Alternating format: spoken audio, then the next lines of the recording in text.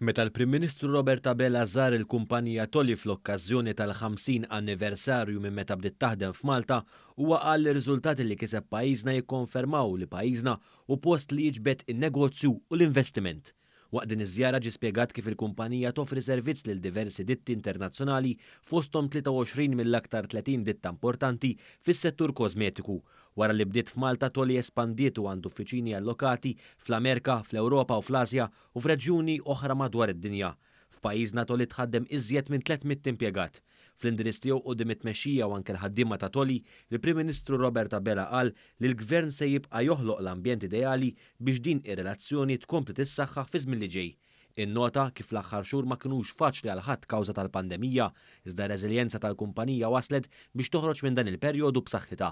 Hawn tenna l-impenn tiegħu li pajjiżna jżomm dan is-sens ta' intraprenditorjal li tagħmel lil Malta pajjiż reżiljenti biex taħdem fih fejn il-Gvern huwa impenjat li jgħin lin-negozji. Kif rajna fi snin reċenti, nafu kif nibdu l-isfidi f'opportunitajiet, nemmen li l-isfidi li għandna bħalissa se jkunu opportunità għad tkabbir, sostna il-Prim Ministru. Minħat jew it-kap eżekuttiv u ċ-ċermen tal-kumpanija Andy Gezzi għalli meta d-dinja bdiet taffaċċja l-kriżi globali tal-pandemija ikkommetta ruħu sabiex it-tmexxija tal-Grupp Tolly tagħmel l-almu tagħha u żomm in-nies fuq il-post tax-xogħol.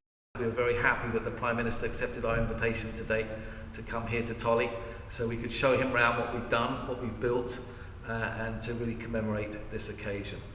We opened this new factory here in 2019, an investment of 20 million euros. We continue to invest despite the COVID pandemic. Preżenti matul iż-żjara kien hemm il-Ministru għall-Ekonomija u l-Industrija Silvio Xkembri u l-Ministru għall-Enerġija, l-Intrapriża u l-Iżvilupp Sostenibbli Mirjam Dalli.